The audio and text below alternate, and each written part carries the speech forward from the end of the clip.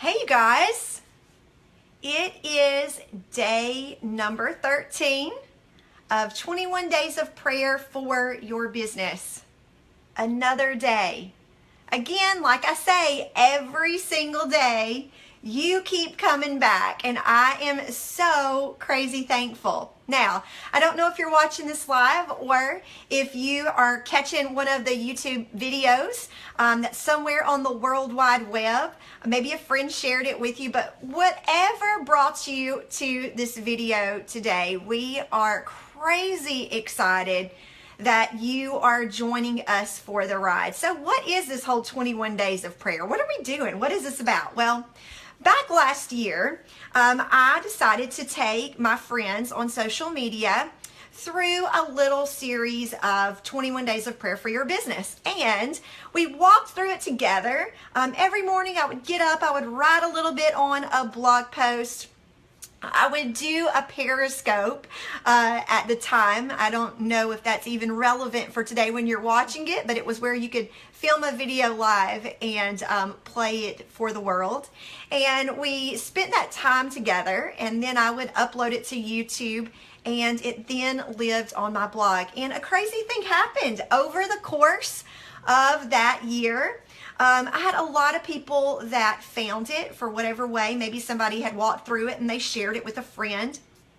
But a lot of people started watching this series. And when I went to a business convention for the company that I was with, person after person just kept coming up to me saying, oh my goodness, like that time helped me so much. You need to put it into a book format. So this past year, I made it a point to be intentional and to write it all down and compile it into a little book. So today, you're going to hear me talking about that book from time to time.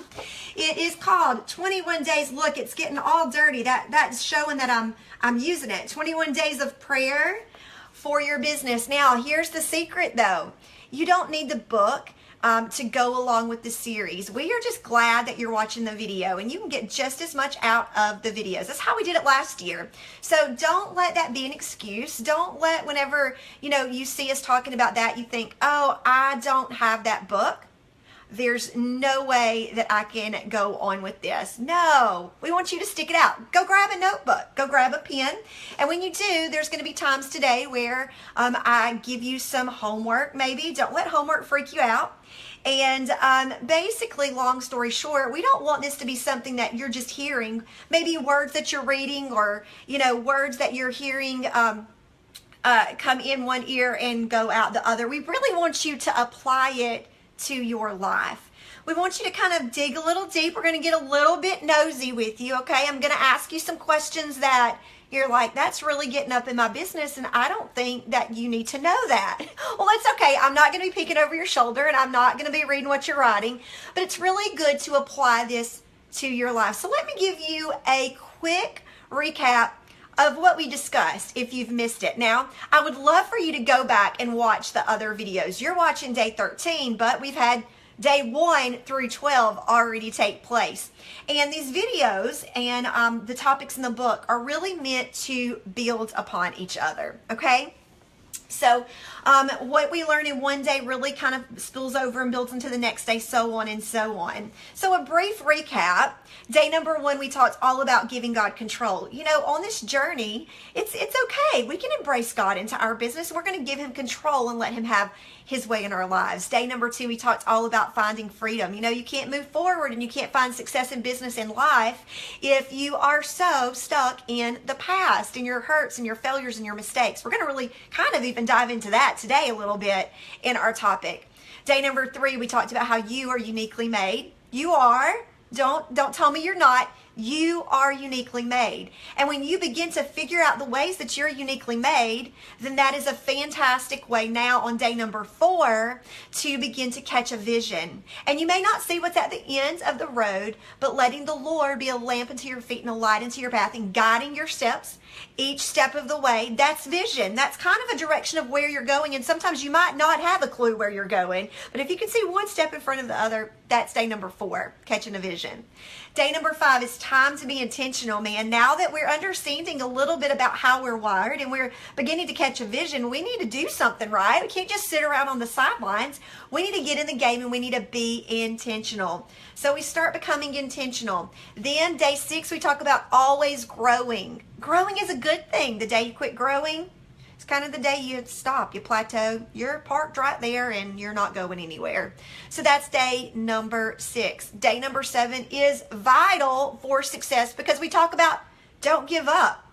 The day you give up is the day you give up and you kind of have stopped. Just like you quit growing, then you give up on this dream or this vision or whatever, and that's where you're at.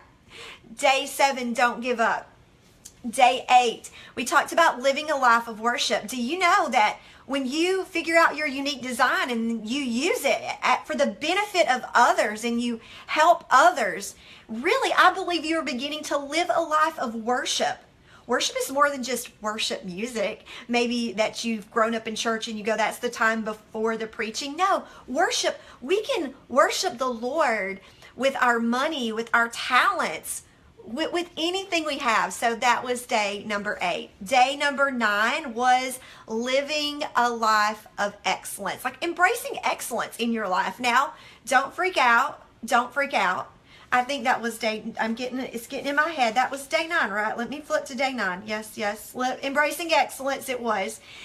We want you to embrace it. And there is a fine line between embracing excellence and then what we talked about on day 10, which was perfectionism weighs you down. Perfectionism, every single time, it is like this weight on your ankle that is dragging you down. Like if you're out in an ocean, it is like somebody has tied this weight on you and it is dragging you down. We have got to kick perfectionism to the curb. If we want to find success in life and business, we got to get rid of perfectionism. And then day number 11 was creative problem solving. Creative problem solving. Whenever you see obstacles coming your way, does it freak you out? Does it like, oh my gosh, I'm paralyzed, the sky's falling, this is the end is drawing near? Or does it propel you to be creative and figure out a solution that gets you moving in the right direction? That was day number 11. And yesterday, day number 12, we talked about building a community. And building a community is so, so important for success in business, and I think just overall in life, is you are better together. And we talked all about that yesterday, which leads to today. Do you realize you can walk through all of that? Oh yeah, you can give God control. You're finding freedom. You know how you're uniquely made. You've got a vision. Oh my gosh, I know where I am going. I'm being intentional. Oh, I'm being intentional. I'm embracing all that I'm learning, Monique, into my life. Game on. I'm growing. I'm committing to growing. Yes, I am. I am not going to give up. I understand how I'm living a life of worship. You are doing all of that, embracing excellence, being who you are with the gifts and talents, and you're using it with the resources and the tools that you have on hand, and you are kicking perfectionism to the curb. You're starting to build your creative problem solving. Then what happens next? You're building a community, and what happens? Insert dramatic music. Dun, dun, dun. I really can't sing, but do you know what happens then? Conflict steps in. Me? The only one? Am I the only one who deals with that? No. Have you been there? You are finally moving in the right direction. Oh my gosh, game on. I have got this thing. And then conflict happens. Whenever you start building a community, it is inevitable. What did we say? You've got imperfect people dealing with imperfect people.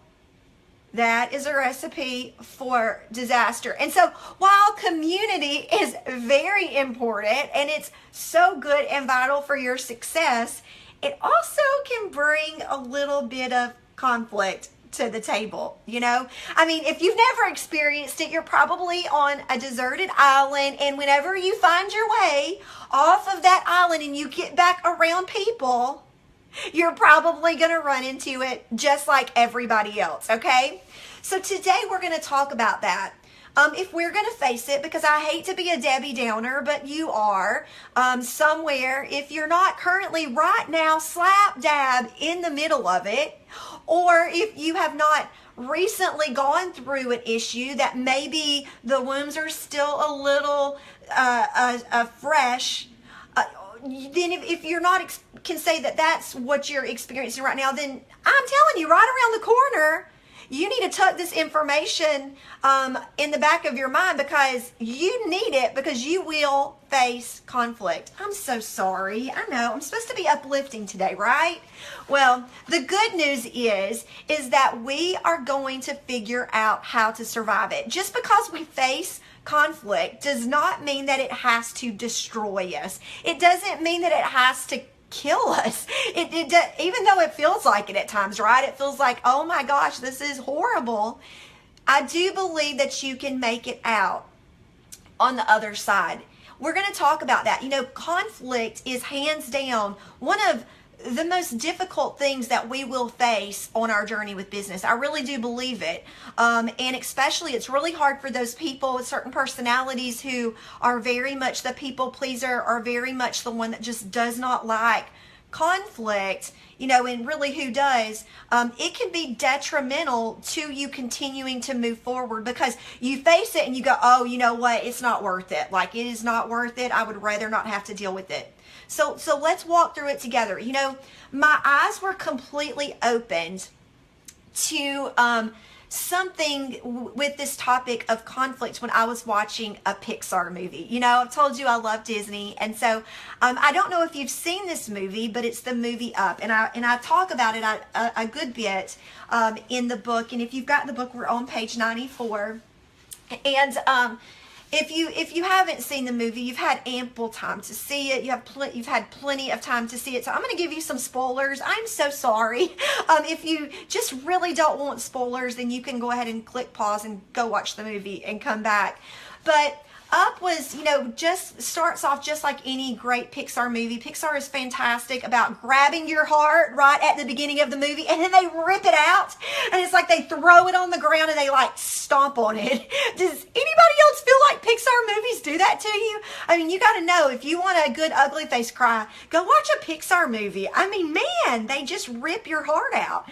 Well, they prove to not disappoint and do the exact same thing in the movie Up. So let me tell you what happens at the beginning stages of the movie Up. You've got this sweet little boy named Carl Fredricksen. He's such a cute little kid, and he meets this little girl who is so adorable named Ellie. Oh, they make the best little pals, and they start hanging out and playing together. They found this little house that they go and they play in, and you know, they begin to get a little bit older, and wow, you know, I think I kind of like you. Well, I think I kind of like you. And you start seeing their story unfold before your eyes, and these cute little kids are getting a little bit older, and wow, now they start falling in love with each other. Well, oh my goodness, the amazing day comes where they get married, and you see their cute little wedding, and now they're building their home together, and they go and they put their handprints on the mailbox, and they're putting flowers in the front yard, and they're decorating their house, and their life continues to go on, and oh wow, look, oh, we're expecting a baby. Oh, how precious. We're expecting a baby, and then you start seeing, wait, oh wow, they're in the hospital. What's going on? Oh, Ellie looks sad. Oh, so we see that they've lost the baby. And now one thing, as the story unfolds, we realize apparently they don't ever have any children after that. We don't know if she just can't have children or what the problem is there. And the story keeps unfolding, and they continue their life of adventures. They have dreams. Ellie has this great dream of going on this adventure somewhere, a destination, and they start working towards it, and they've got this little jar that they put money in, and they start saving up, and the money builds, and then all of a sudden something crazy happens with their house, and they've got to take money out of it, and builds, and something else happens, and you're watching their story unfold. They're living this great life together, and they start getting a little bit older, and you see them still going off for picnics And then one day you see, wait, Ellie, there seems like she's really tired and maybe she's a little sick, and the next thing you know, Ellie's laying in bed, and the next thing you know after that, Ellie has passed away. True Pixar. Man, rip your heart out, and you're like, what am I paid to come see this, right? Ellie passes away and Mr. Fredrickson's all alone, and now he's grown very old, and his demeanor and his expression, he's very sad, and he normally is hanging his head down low as he walks and he shuffles along, and he's sad, and he's living in this house that him and Ellie built tons of memories in, and you know, when it rains, it pours in life, and while he's in the middle of his hurt, all of these buildings start being built up around his house. Construction starts coming in closer and closer, these big buildings all around him, and you start seeing the story unfold that, wow, Mr. Fredrickson, we would love to buy your house. And you see little his house that him and Ellie built right there in the middle of this massive city that's being built around him. And Mr. Fredrickson does not want to let go of his house. Oh no, I mean, this is the only memories that he has left of his life with Ellie. Why would he ever want to sell his house? Why would he ever want to get rid of this place, right? And so he says, no. He starts getting mad. No, I'm not getting rid of this house. You're crazy. And he looks like this grumpy old man. What's his deal? Geez, we're offering you a lot of money. Take it. What is your deal? It's a house, you know? And he's grumpy. And then one day, it happens. He's got all of this hurt. He's got all of this sadness. He doesn't want to let go of something that seems like it's being taken away from him. And what happens? He walks outside to get his mail. There's people all gathered around. And a construction worker is backing up his truck.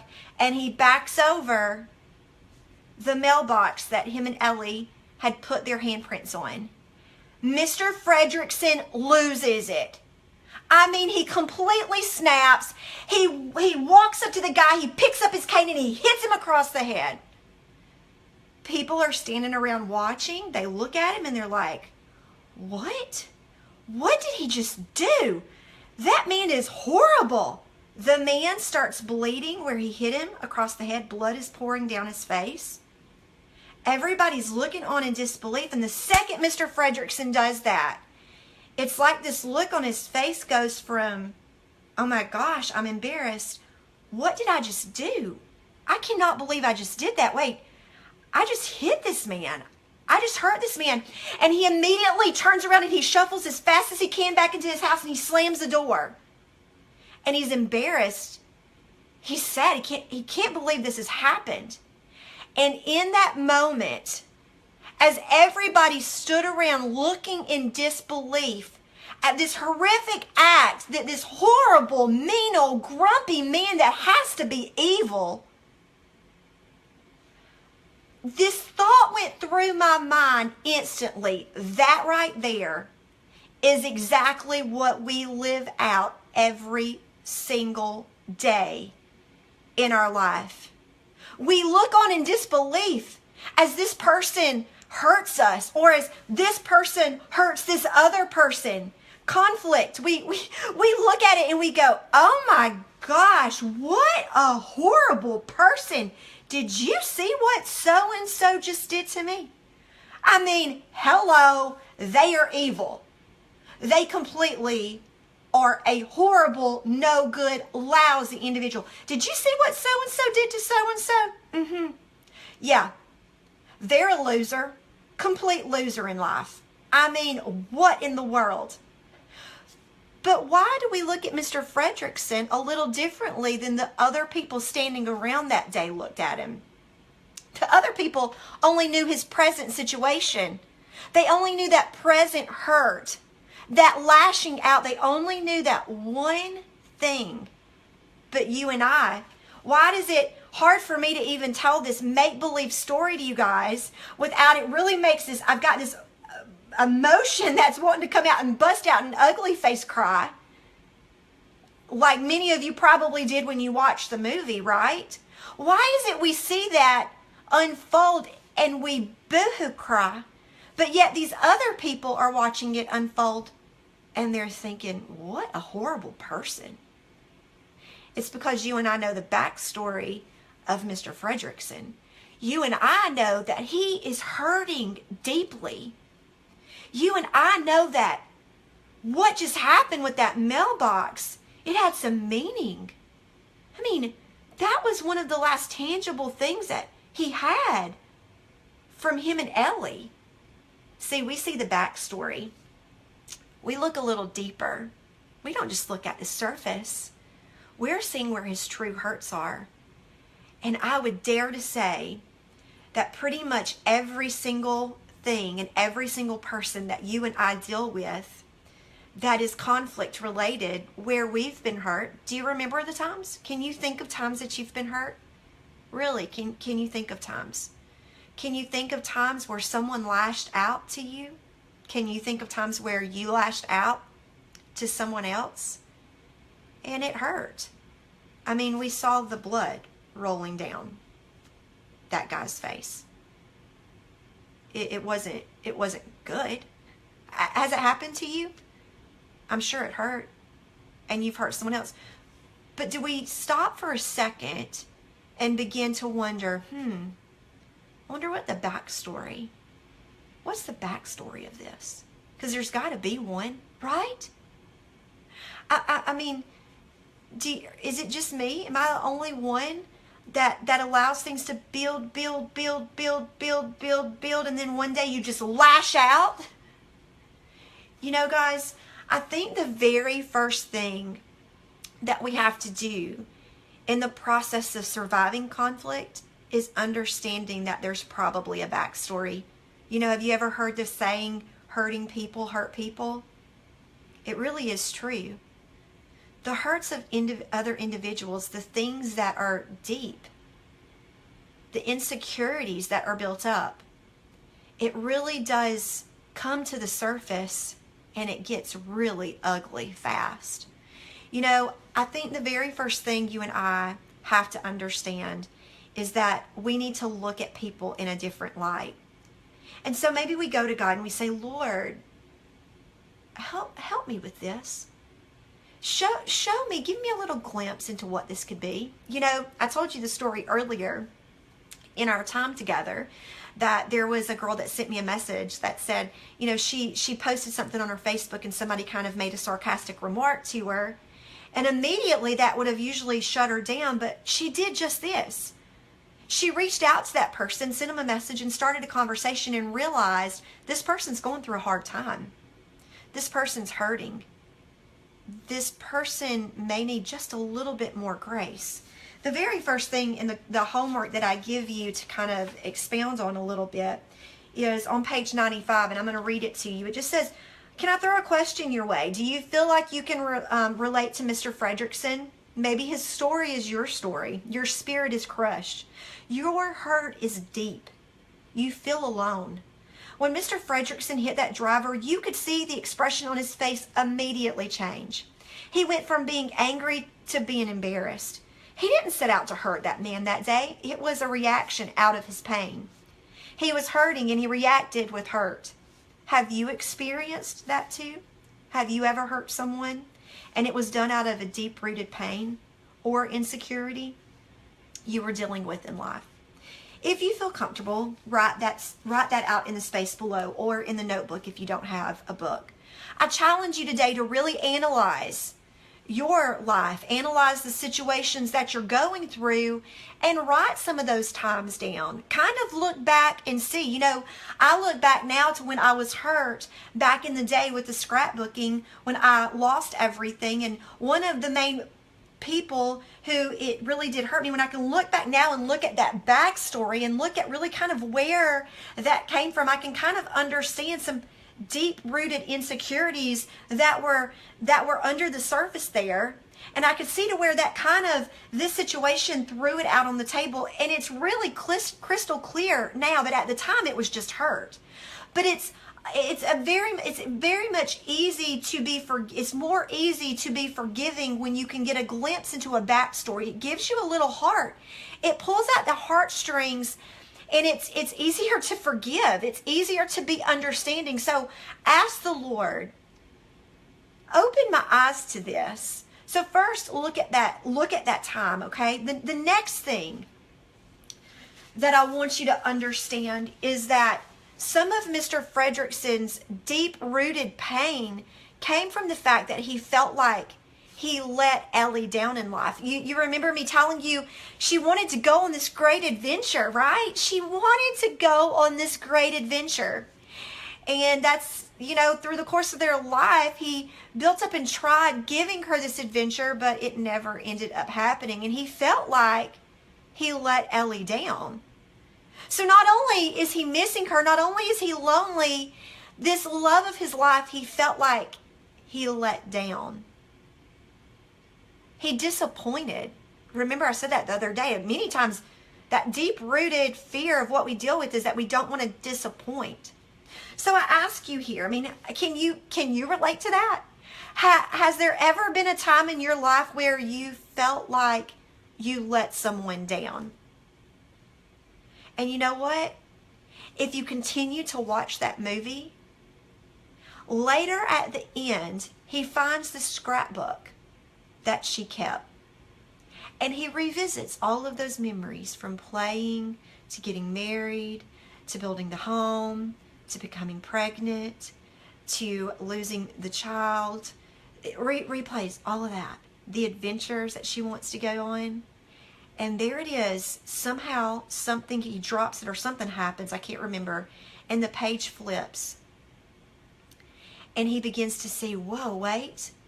Her greatest adventure, she writes, is the life that she lived with Mr. Fredrickson. And so I so get caught up in this. I'm so sorry. It's very emotional, right? No, he didn't let her down. Absolutely not. Their life together, it wasn't that destination. It wasn't that bucket list trip that she wanted to go on. It was their life together. That was her greatest adventure. And when he saw that, it was so freeing when he realized that he did not let her down. It was like he got a little pep in his step. It was like, well, what? I didn't let her down. What is that for you? Have you felt like you've disappointed? Have you felt like you've let someone down? I want you to write that out. Dig deep. Grab your notebook. Write it in the book. Figure out those times where you feel like you let someone down.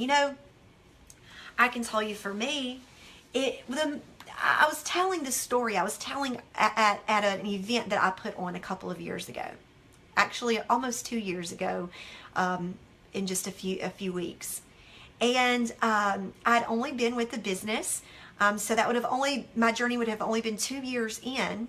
You remember my story from just not losing it all and not really having anything, and then going back and rebuilding through my stages of being a nurse, and then only to quit work as a nurse, and at times being really hard again.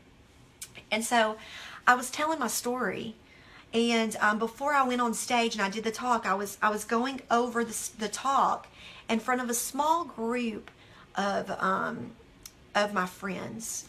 And I'm sorry. Well, I'm going to quit saying I'm sorry. Jeremiah said, quit saying you're sorry when I get emotional. But it's real emotion. And then I usually apologize. And so I'm not going to apologize. But Elena was in there. Alyssa and Elena were in there as I was telling this story. And I was just telling our history of losing everything and how it was hard. And how when I worked as a nurse, we were down to one car. And Jeremiah, my mom and dad, my mom would have to drive me to work because Jeremiah worked during the day. I would work the 3 to 11 shift. My mom would drive me to work, and then my mom would watch the girls for the rest of the day. And then Jeremiah would go pick up the girls when he got off work. And then I would normally get off work around 11-ish, 11:30 maybe.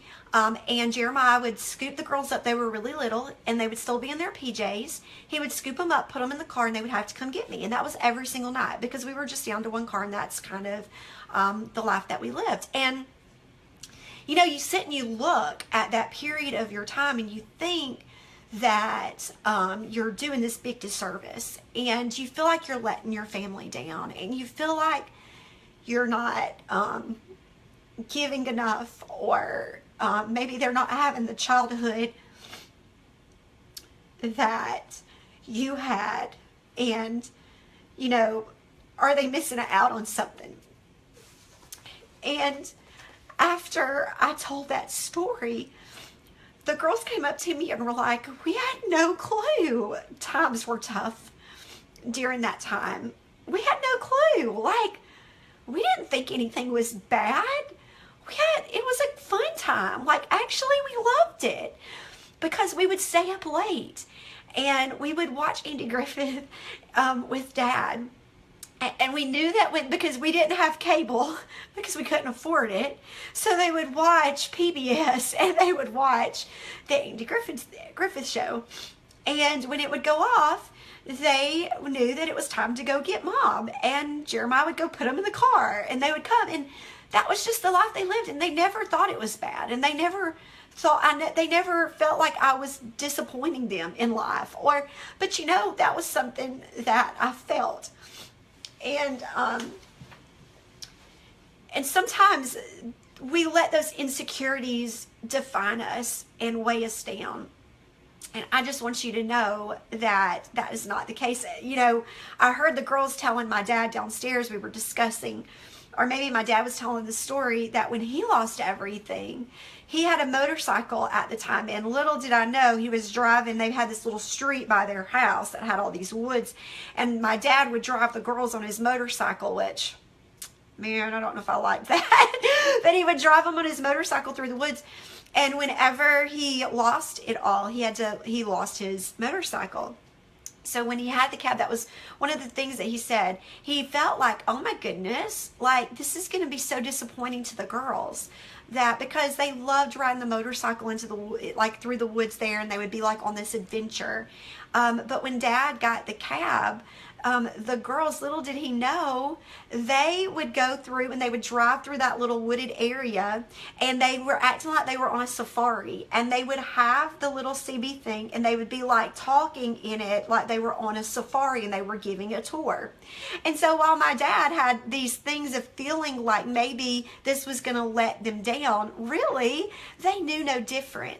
And so I want you to see that played a huge part of this internal insecurity and issue in Mr. Fredrickson's life, was this feeling as if he let someone down. When I look at a lot of the conflicts and the things that I have even faced since I have been on this journey the last 4 years that have come up and that have reared its ugly head to the surface, is when I feel like I have let someone down, when I feel like I have not been enough, when I feel like maybe people are just a little upset with me.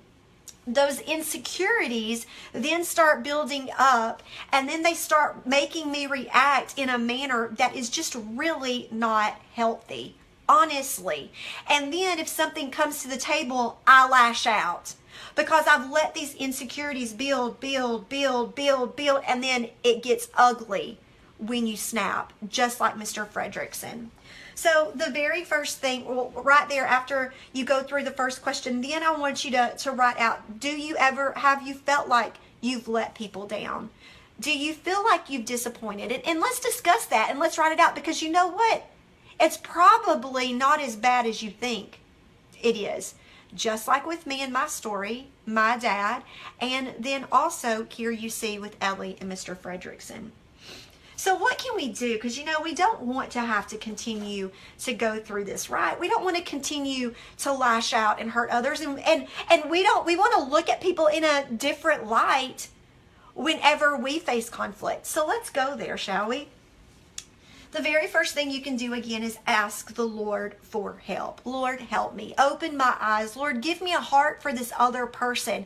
Even though I may not see what they're going through right now, Lord, that's how I pray for this person. Whatever it is, whatever that deep-rooted hurt is, whatever it is, Lord, I don't know what it is, but you know what it is. And so, Lord, I pray that you help me have grace and mercy and understanding, and you help them get through. That's how you pray. That's how it makes it easier to pray for someone who has hurt you, is when you start to have a heart for their issue. The next thing that I would ask you to do is to say, How is this a two-way street?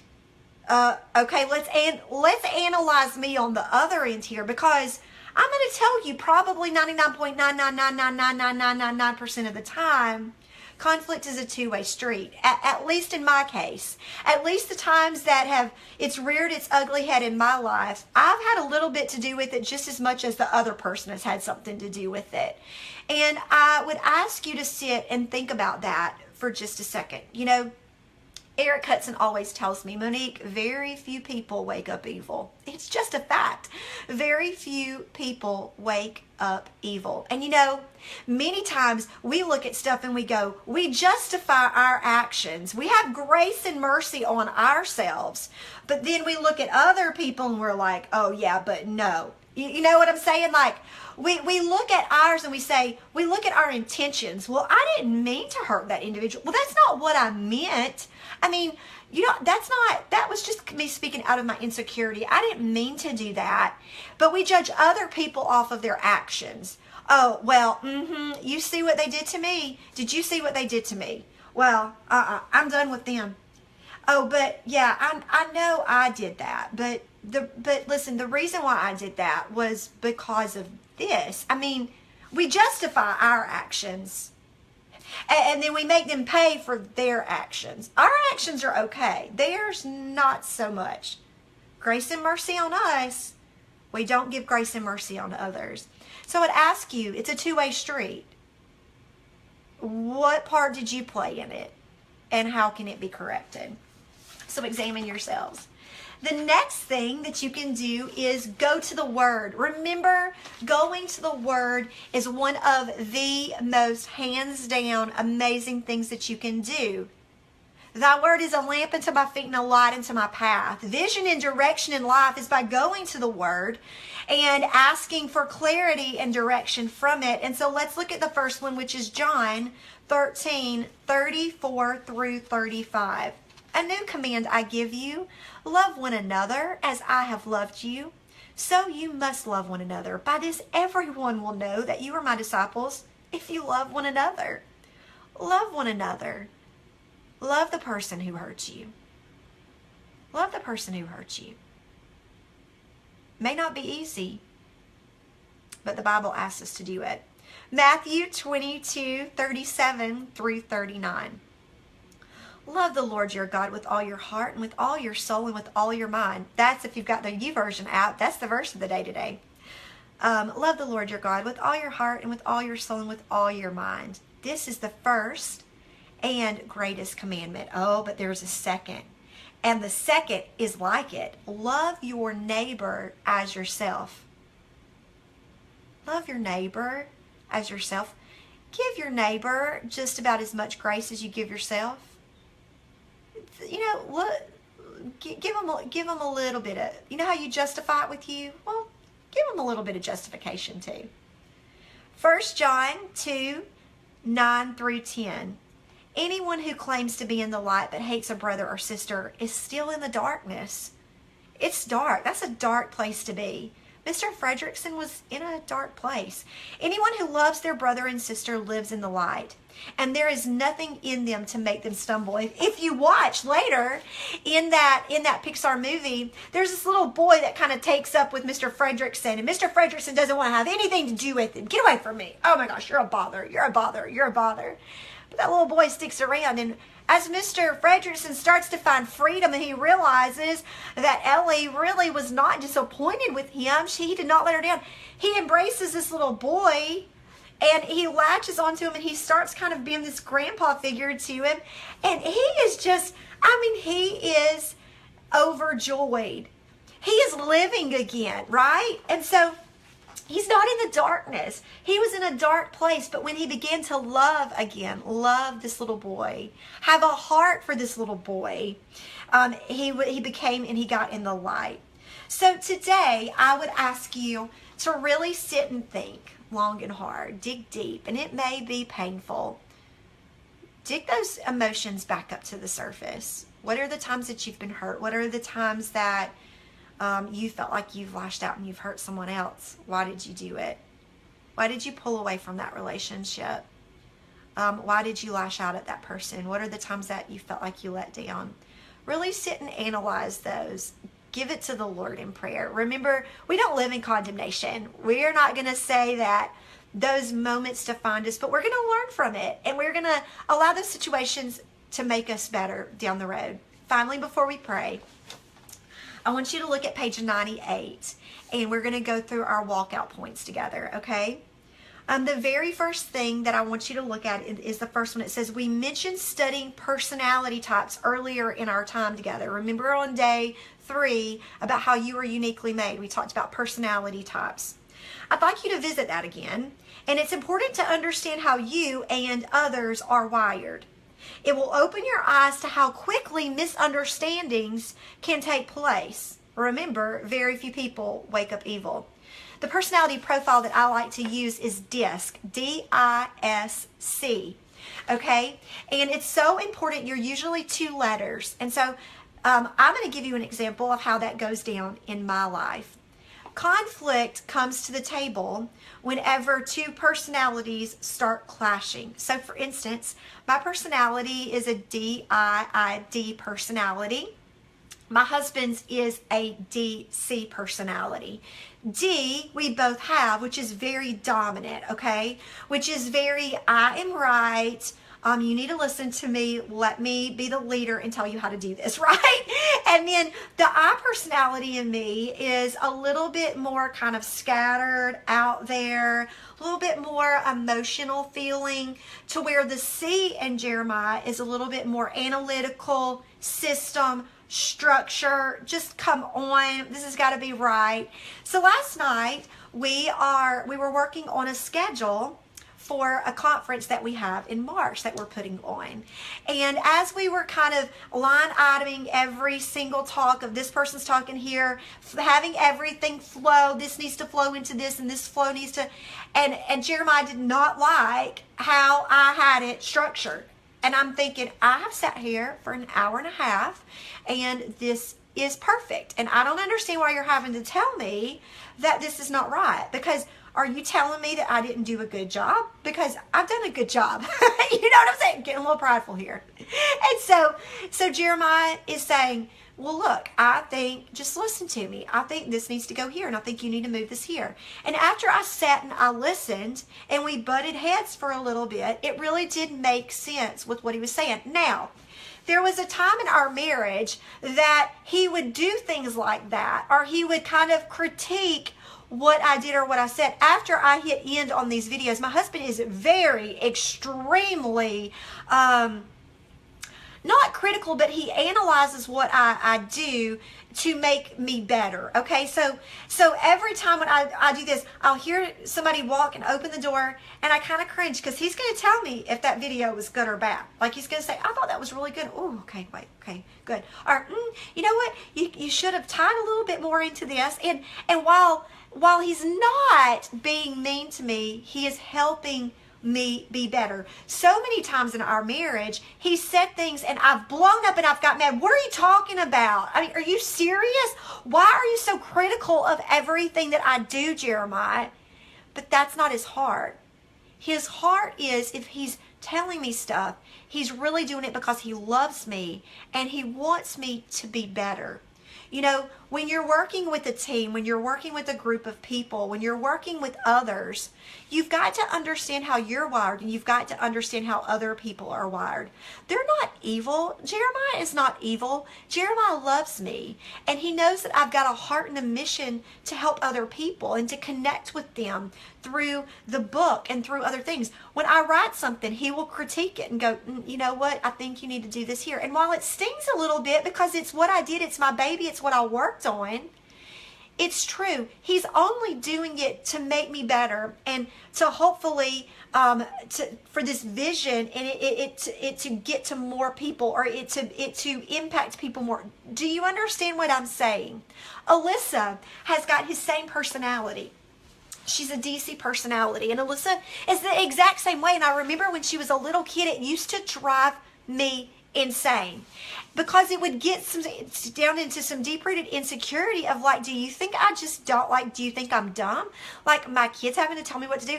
Mom, you know, you've got a meeting in an hour and a half. You need to go jump in the shower. I mean, your kid telling you that? And I'd be like, seriously, like, I get it, Alyssa. I'm a grown adult. I know when to take a shower. But really, that is Alyssa. She loves me. And she knows that I've got this important meeting. And Mom, you need to go take a shower. She's a leader. She's not really bossy, although she is just a little. But she's a leader, and she loves me, and she wants to help me. Mom, you know, so-and-so messaged you, and you didn't return that message. You need to message her back. Well, Alyssa, so inside my deep-rooted insecurity is, Monique, you're a failure. You didn't answer that person. Your 13, your 14, your 15-year-old kid is having to tell you what to do. Monique, you're such a loser. You're such a jerk. And it makes you want to lash out and go, Alyssa, no duh. I know that message is there. I'm going to answer it. You see what I'm saying? You lash out. Deep-rooted insecurity. But really, my child is just trying to help me. She's just trying to say, Mom, you need to answer that message. So do you see how conflict, do you see how personalities, they're not evil. They're just trying to benefit each other. It's out of love. But so many times we misunderstand it and we allow it to turn into this conflict, okay? The next thing that I want you to do is take time to pause and reflect when you are presented with something that ruffles your feathers, okay? Give yourself time to cool down. This almost always brings a better response. The day that I was writing this book on this subject, I had a little bit of conflict come to the table, or maybe the day after. And it was very fresh on my heart, and I was feeling like a complete loser that here I'm walking through conflict as I'm writing about conflict. And how can I give advice when I seriously am not doing a good job with this conflict? And Eric Hudson calls me to discuss something with the design cover of the book, and I say, I'm just gonna do a phone call. And I'm just going to address the situation. And he goes, probably need to wait a day or two, Monique. And I was fired up. I was like, you have got to be kidding me. Like, seriously? Like, this is stinging a lot. And I want this person to know. Like, I want to tell him what I think. And he's like, probably don't need to do that, Monique. So what I want you to do is promise me to have somebody, like, take your phone away from you. Like, take the phone away from Monique right now. Hide it from her. Monique, cool down for 2 days. For 2 days. Don't say a word. Don't address it. Cool down. And then I want you, after you've thought about it and you've cooled down, then you can address it. Because you do need to address it. But not in the state that you're in right now. And so I took his advice. I cooled down and had really the most amazing conversation about something that was really not fun, and that was pointing out a whole heck of a lot of my flaws in life. You know what I'm saying? So I took one huge, massive step forward in my journey of dealing with conflict. And I was like, yes, I have done what I wrote in the book. I have mastered this situation of dealing with conflict, only for 2 weeks later to see a message come across my phone as I'm getting off of an airplane, and I am like, what? You have got to be kidding me. No. Pick up the phone call, pick up the phone, dial that number, get the person on the other line, and I'm like, seriously? I mean, seriously? You've got to be kidding me. This is what you think about me? Oh, well, sister, let me give you an earful. Oh, ouch. One step forward, 2 massive steps back. I did not stop and take my own advice that I wrote. And can I tell you, it was not pretty, the attitude that I had. Okay? Can I just learn from my mistakes in life? Take a breather. A situation comes your way. Words are spoken. Stop. Pause.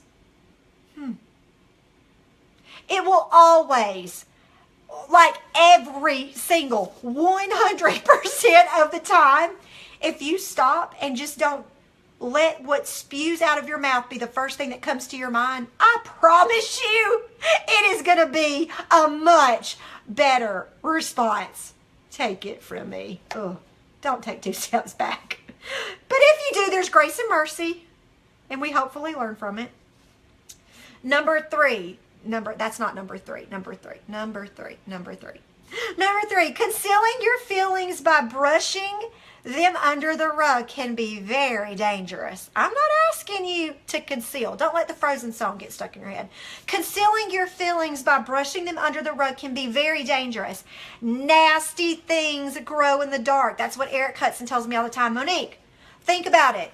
This is something that I'm having to work out in my life a lot. So Eric Hudson's been speaking into my life a lot on this. He says, Monique, very few people wake up evil. And he goes, think about it. You've got this big piece of plywood and you've got it laying out in your backyard and you never move it and you let it lay there and it rains and it pours and it storms and it's sunny and it's like, if you go and pick that up, like gross, scary things grow under that. And in the dark, when it's just covered up, it can get ugly, right? So they are only hidden for a while, though. The minute you snap, it's going to get ugly fast. The hard conversations that you make now will never be as painful as what happens when you snap. The quote that Eric would say, the cost of confrontation is the cost of concealment. Okay, sorry. Let me work through this. The cost of concealment is far greater and far reaching than the cost of confrontation. So what he is trying to say there is, Monique, it's painful for you to confront right now, okay? Like it might be a little nasty and it might get a little ugly confronting a situation, but if you allow it to stay hidden and for it to grow and grow and grow and grow, one day it will be uncovered and one day it will be very ugly. And the cost of that being revealed is going to be way worse than this painful cost that you're going to have to make right here. You know, I had someone, Eric did that talk at an event that we put together, and I had a girl come up to me afterwards and she just said, hey, listen, Eric talked about this and I wanted to tell you that I just really feel like you don't value me. That was hard for me to hear because I did. I loved this girl a whole lot. And it actually went down and hit this part of me that is where my insecurities lie. And I sat there and I listened and she wasn't being bad. She wasn't belittling me, or she was honestly, she had these feelings that really, I didn't value her. And it was hard for me to hear. And actually, when I got back in the car, because we were leaving, I like busted out crying. And I told the team, I was like, you know, I love so deeply, but this is, you know, becoming this issue. She feels this way and I don't want her to feel this way. But can I tell you, she came to me immediately right when she felt that way. And you know, we have got a fantastic relationship right now. I absolutely adore when I see a message come across from her. I love connecting her to what we're doing. She has got the most innovative ideas, and I'm very thankful and grateful for her. And it was very eye-opening for me to see that she felt that way. And while it was also very important for people to feel needed and to feel like they belonged and that they were a part of something. And while that was hard for me to hear, it was a hard conversation probably for her to bring to me. And it was just while it was hard for her to bring to me, it was also hard for me to hear. We have very much got a thriving relationship right now. We really do. And good things have come from it. And I do love her deeply. And I believe she loves me deeply as well. But can I tell you, if she would have let that remain hidden and not brought it to the surface and had a painful conversation that we both needed to go through and hear, do you understand how that could have gotten ugly really fast? A lot of times when we keep things hidden, it just builds and builds, and then we're constantly watching for that next thing, and oh yeah, just to validate why we feel that way, right? And it just doesn't work. So I would ask you, make sure that you are understanding how people are wired. Make sure that you're giving yourself time to cool down, and make sure that you're not brushing things under the rug, okay? Because that is where dangerous things, nasty things begin to grow. Okay, let's pray, you guys, and then we're gonna kind of talk about what we're gonna discuss tomorrow. All right?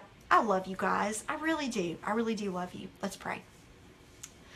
Lord, I thank you yet again for another day that these guys just keep coming back and devoting time to you. Lord, today's topic is, it's one that cuts deep. It's one that maybe brings up some emotional issues, scars, times that we've really been hurt in life. But Lord, you know, part of handing it over to you is really beginning to seeing others through your eyes. So Lord, let us turn that hurt and that bitterness and that anger to really prayers for, Lord, give me understanding, grace, and mercy, a heart for this other person. Lord, may we judge other people the way we judge ourselves. May we give other people grace and mercy like we are all about giving ourselves. May we see the things that they do and maybe justify it a little bit. Oh, okay, I understand. Help us through that, Lord. That's just it's not a natural response for us to have. And we know that you can bring that to light. I thank you, Jesus, for everybody who is devoting this time to you. Walk with them. Be that friend that sticks so close to them as they walk out these stages of growth and being intentional in their life.